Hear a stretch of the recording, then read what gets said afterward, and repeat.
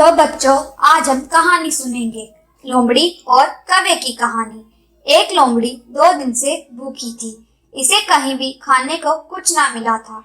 वो शहर के करीब आ गई। अचानक क्या देखती है कि एक दरख्त पर एक कौवा बैठा है। इस कौवे के मुंह में एक साबुत रोटी है।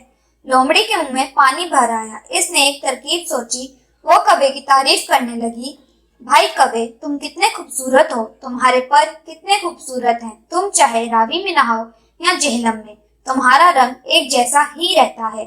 सचमुच तुम परिंदों के राजा हो। तुम्हारा गाना बहुत मीठा है, बांसुरी से भी मीठा। दिल तुम्हारे गाना सुनने को तरस रहा है, जरा गाना गाकर सुनाओ। कौवे ने अपनी इतनी तारीफ सुनी, वो फूलकर गप्पा हो गया। इसने गाना गाने के लिए चोंच खोली। चोंच खुलते ही रोटी नीचे आ गिरी। लोमड़ी बड़े चाव से उसे खाने लगी और कौवा मुंह देखता रह गया। ऐसे ही मज़ीद वीडियोस देखने के लिए चैनल को सब्सक्राइब